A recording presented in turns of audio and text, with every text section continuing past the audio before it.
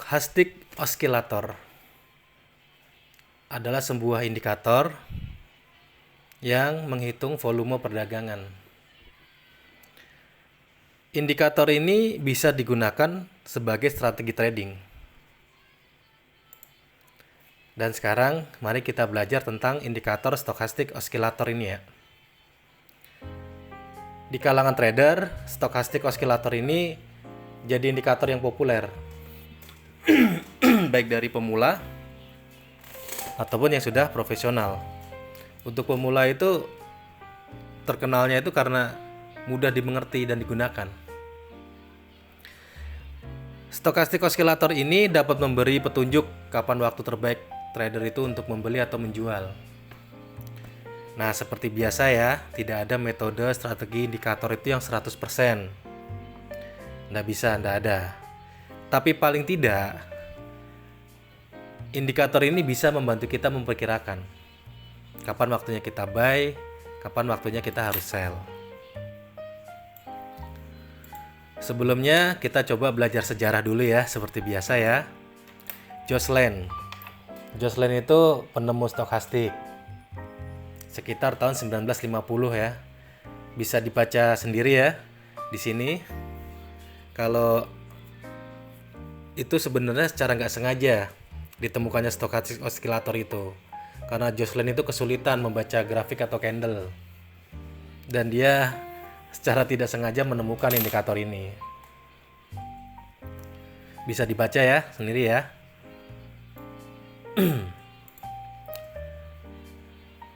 Cara kerja dan penggunaan Stochastic Oscillator.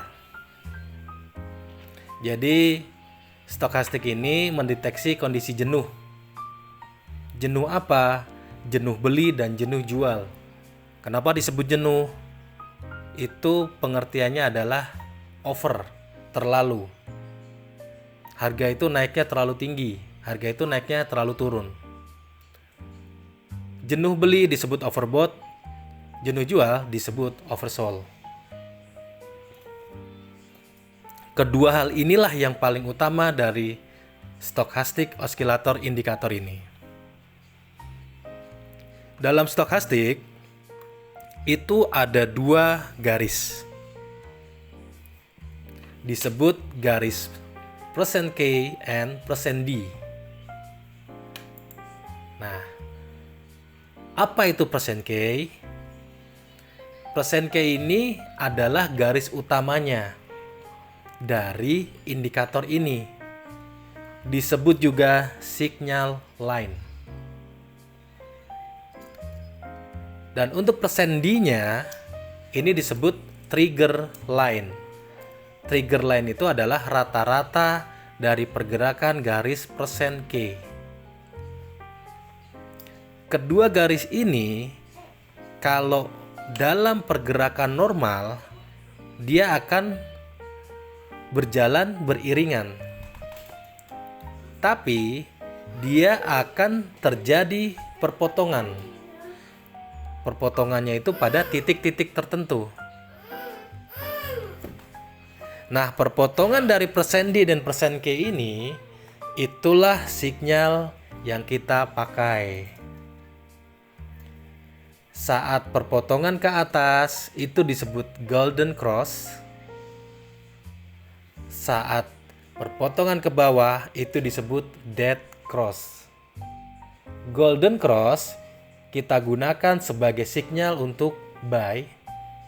Dead cross kita gunakan sebagai sinyal untuk sell. Seperti ini contoh garisnya ya. Nah, untuk overbought-nya dan oversold di sini kita bisa menentukannya. Tapi idealnya adalah untuk overbought itu adalah 80 sampai 100. Untuk oversold 20 sampai 0. Stokastik ini sangat mirip dengan RSI. Tapi RSI tidak ada pergerakan rata-rata. Kalau stokastik ada. Terus selanjutnya overbought, oversold gitu ya. Kalau Fibonacci itu kita bisa gunakan dalam kondisi downtrend saja atau uptrend saja.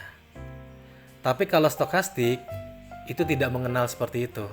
Kita bisa gunakan dalam, ya pokoknya market sideways pun itu bisa. Nah, ini salah satu kelebihannya. Tapi tentunya kita harus bisa lebih teliti. Selain kita menentukan titik perpotongan, kita juga harus melihat grafiknya itu posisinya ada di area penting atau tidak, SND, SNR, atau yang lainnya.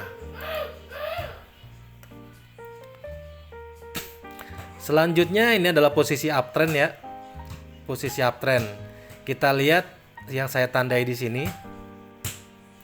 Nah, di sini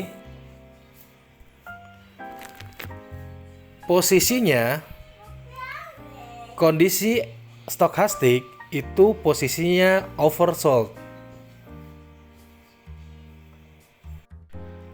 Aturan dari stokastik ini itu saat grafik turun ke bawah melebihi 20 itu disebut oversold, dan itu sebagai penanda kita siap-siap untuk buy.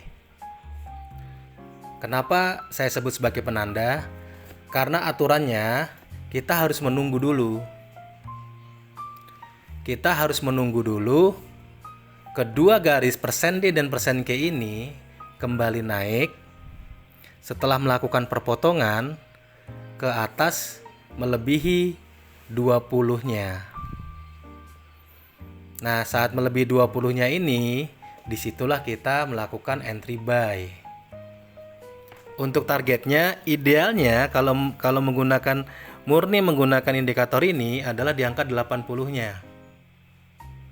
Kalau market belum terjadi kan kita nggak tahu 80-nya di mana. Nah, itu kita bisa menggunakan di sini, misalkan di sini ada order block atau SND atau apa, area-area penting, kita bisa gunakan sebagai targetnya. Intinya adalah saat harga turun melebihi 20 itu adalah oversold dan kita tunggu naik sedikit, kita baru masuk untuk buy. Contohnya di sini ada 2 kali ya, ada 2 kali contoh. Terus untuk posisi downtrend atau kita sinyal untuk sell, terlihat di sini harga melebihi 80, terjadi overbought. Terus begitu turun, terjadi persilangan di sini. Dan posisinya di sini adalah di puncaknya ini. Nah, disinilah kita entry sell-nya. Target TP-nya di mana? Kita bisa melihat high and low atau area-area penting di trend sebelumnya. Itu yang kita pakai. Contoh yang kedua juga sama, di sini overbought, persilangan, entry, sell.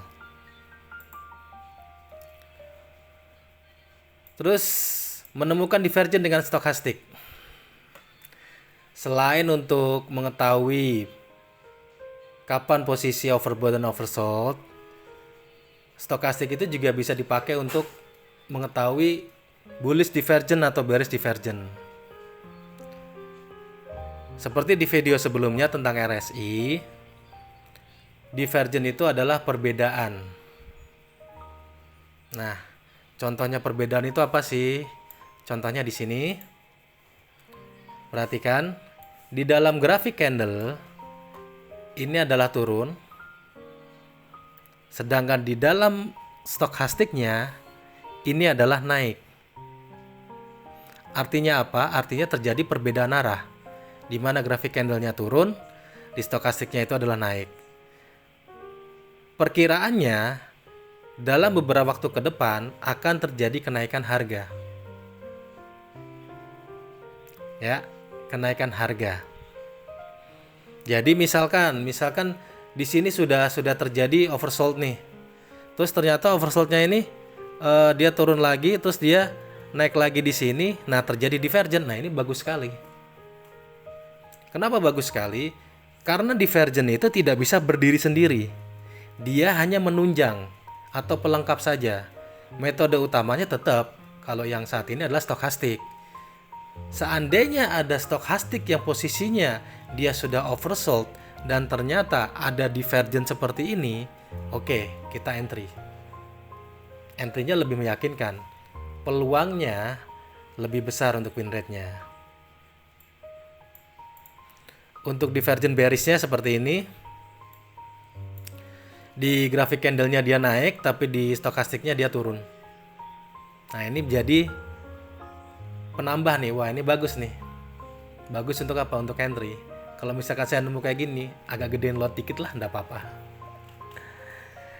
Nah, jadi untuk stokastik, osilator, dan RSI itu sebenarnya itu konsepnya itu mirip sama. Hanya ada beberapa perbedaan ya. Stokastik itu ada 2 garis. Persen D, persen K, di mana satu garis utama itu terus ada lagi garis keduanya yang bukan utama yaitu trigger line. Itu adalah rata-rata dari pergerakan garis utamanya. Itu tadi sharing materi dari saya tentang indikator stokastik osilator ya. Mungkin ada beberapa hal yang belum dipahami atau tidak dipahami tentang penjelasan saya ini, bisa dicari di video saya tentang RSI. Di situ akan lebih lengkap lagi. Intinya perbedaannya sedikit dengan osilator stokastik ini. Dan semoga bermanfaat ke depannya. Terima kasih untuk yang sudah menonton. Jangan lupa ya, like, subscribe. Jangan lupa juga komen juga, mau di-share juga silahkan. Ya, bantu-bantu saya lah untuk biar tetap semangat bikin konten. Terima kasih ya buat semuanya ya. Selamat sore.